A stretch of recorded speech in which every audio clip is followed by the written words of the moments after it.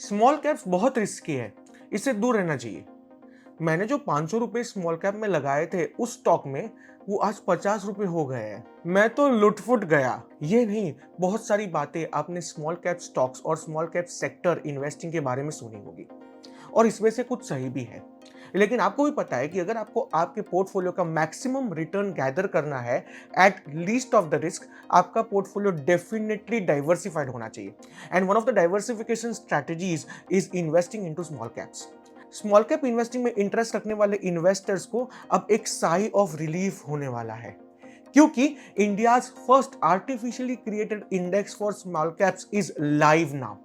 इसके बारे में इस वीडियो में बात करेंगे, जानेंगे कि ये आर्टिफिशियल इंडिया क्रिएटेड इंडेक्स क्या है, इसको कैसे बनाया गया है, इससे क्या एडवांटेजेस है और इसमें इन्वेस्ट करना चाहिए कि नहीं। मेरे साथ अंत तक रहिए और मैं गारंटी देता हूं कि जो कंटेंट इस चैनल पे आपको मिलेगा वो कहीं नहीं मिलेगा। अगर आपने चैनल को सब्सक्राइब नहीं किया तो डेफिनेटली कर लीजिए, ये हमारे उत्साह को बहुत बढ़ाता है। निफ्टी स्मॉल कैप 250 के बारे में आपने जाना ही होगा, जो एक इंडेक्स है जिसमें top 250 small cap stocks on the base of market capitalization gather किए गए हैं। Small cap stocks are both volatile and illiquid, and hence investors have lost a lot of money in the past because of these small cap stocks. इस problem को solve करने के लिए Nifty on one hand and Mirae asset, जो एक mutual fund company है, on another hand set together and created India's first artificial index which is known as Nifty small cap 250 momentum quality 100 index. Mirae asset ये claim कर रहा है कि investing into this index will limit the downside of small cap sector and also magnify the upside. मतलब पैसा ही पैसा होगा। Let us understand the basics first कि ये नया इंडेक्स क्या है। निफ्टी स्मॉल कैप 250, जैसे हमने इस वीडियो में डिस्कस किया, is a combination of 250 small cap stocks which have the highest market capitalization. इसमें और कुछ सोचा नहीं गया है। मैंने जैसे आपको बताया, small cap stocks are known for that volatility and illiquidity which creates losses to investors. तो आप मुझे बोलेंगे कि ये 250 स्टॉक्स में से इलिक्विड स्टॉक्स तो हटा देने चाहिए। चलो 50 स्टॉक हटा दिए, रह गए 200 स्टॉक। अब ये 200 स्टॉक में दो लेवल पे फिल्टरिंग किया जाता है। Number 1 is qualitative factors and number 2 is momentum factors. Qualitative factors में fundamentals of the company and the fundamentals of stock are tested, कि कंपनी का रिटर्न ऑन इक्विटी कैसा है, ग्रोथ उसका कंसिस्टेंट है कि नहीं है, फाइनेंशियल लेवरेज कैसा है, ये सारे बेसिस पे चलो 50 और कंपनी हट गए जिनका क्वालिटी अच्छा नहीं था। Now we look at the momentum factor. Momentum factor में हम ये देखेंगे कि कंपनी का risk adjusted performance in the last 6 months to 1 year कैसा होने वाला है। अगर कोई कंपनी का रिस्क एडजस्टेड परफॉर्मेंस बेटर है तो उसको हम रखेंगे और उससे जो कंपनी का कम है उसको हम निकाल देंगे। 50 कंपनीज और निकाल दिए, मतलब 250 स्टॉक्स में से 50 स्टॉक्स लिक्विडिटी के कारण फिल्टर आउट हो गए, 50 स्टॉक्स क्वालिटी के कारण फिल्टर आउट हो गए और 50 स्टॉक्स मोमेंटम के कारण फिल्टर आउट हो गए। और आपके पास अब क्रीम डेला क्रेम बचा विच इज 100 स्टॉक्स, और यही 100 stocks of small cap combine to make Nifty small cap 250 momentum quality 100 index. ऐसे बनाया गया है इंडिया का first artificially created index on the base of multiple factor sorting.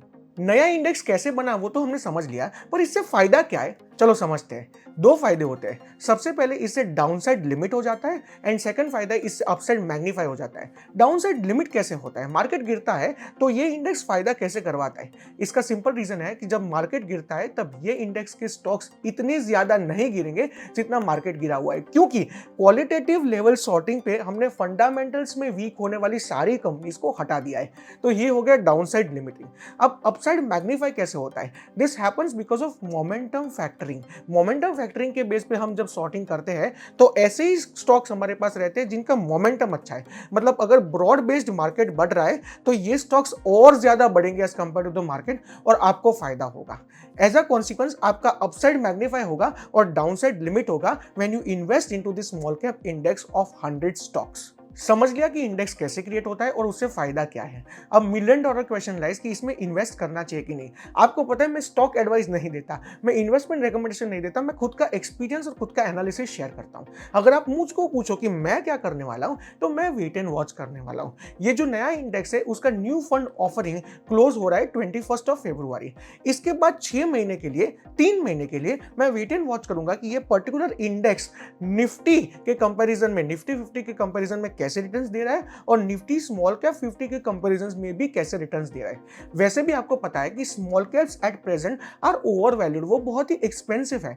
General average P at which small caps have been trading in the past couple of years is around 22, लेकिन आप last 6 months का journey देखेंगे तो small caps have been trading at 40-50 का P multiple, और forward looking P भी small caps for the next year is 28। मतलब small caps for the significant part of the at least coming year first few months तो ऐसा ही रहने वाला है जो ओवर वैल्यूड हो।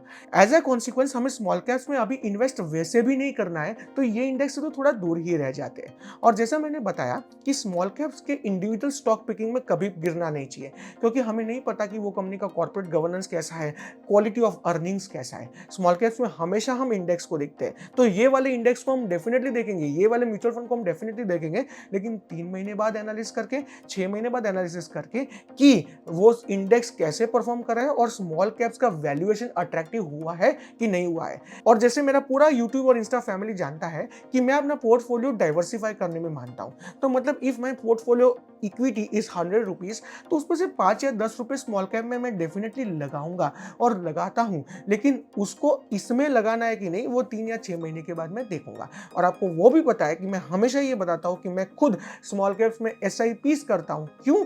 क्योंकि मुझे लगता है कि एवरेजिंग का बेनिफिट स्मॉल कैप में सबसे ज्यादा होता है। एक साथ लमसम पैसा डालने में मुझे अभी भी डर लगता है।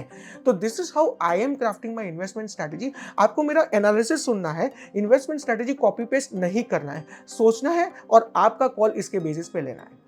इस वीडियो को अंत तक देखने के लिए खूब खूब धन्यवाद। अगर ये वीडियो आपको थोड़ा भी वैल्यू ऐड कर रहा है तो आपके दोस्तों और रिश्तेदारों के साथ व्हाट्सएप ग्रुप के थ्रू इस वीडियो का लिंक शेयर कर दीजिए, जिससे क्या होगा कि ये नया जो आर्टिफिशियल इंडेक्स है उसके बारे में सब लोगों को पता चल सके और उन्हें इन्वेस्ट करना है कि नहीं वो उसके बारे में सोच सके। ऊपर से इस चैनल को सब्सक्राइब कर दीजिए अगर नहीं किया, और वीडियो को लाइक कर दीजिए। कमेंट सेक्शन में मुझे बताइए कि आपका स्मॉल कैप इन्वेस्टिंग स्ट्रैटेजी कैसा है। मैं सारी कमेंट्स पढ़ूंगा और उसमें रिप्लाई करूंगा, जानूंगा और अपना इनपुट्स दूंगा। Thank you so much for staying connected with the Daria family.